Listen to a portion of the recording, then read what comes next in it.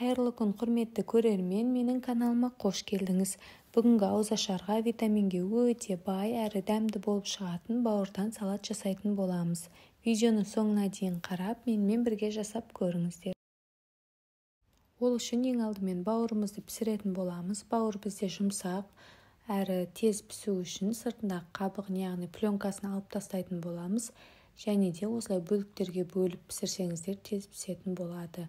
Бауырды пісірер кезде міндетті түрде алдын ала қайнап тұрған суға салып пісіреміз. Сол кезде бізде бауыр тез пісетін болады. Қайнап тұрған суымызға салып, астын баяу отта 10-12 минут қана пісіреміз. Ұзақ пісірмейміз, ол кезде бауыры қатты болып қалады. Содан соң пиязымызды осылай жіңішке етіп турап аламыз. Табамызға майымызды құйып, қыздырып, пиязымызды да қызартып қуырып алатын боламыз.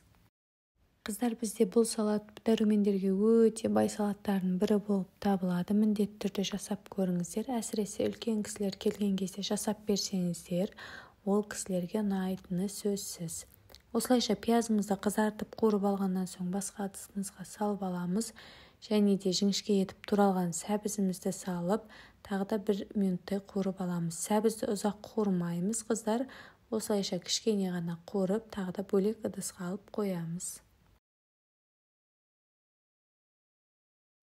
Бауырды піскеннен соң осылайша жіңішке ұзынша етіп турап аламыз. Қыздар, бауырдан жасалынатын салаттың тәсілдері өте көп. Осы тәсілмен де жасап көріңіздер, өте дәмді болып шығады.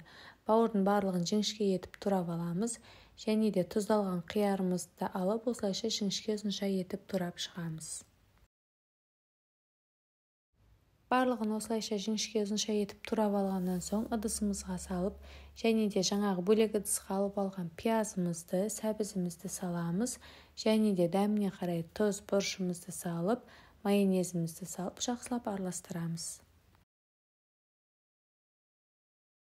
Осылайша біздің салатымыз дайын болды. Тарелкамызға салып, ұсына берсеңіздер болады. Өте дәмді әрі өте пайдалы салаттардың бірі. Міндетті түрде жасап көріңіздер.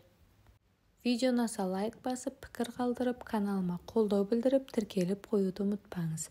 Баршаңызға ұстаған оразаларыңыз қабыл болсын.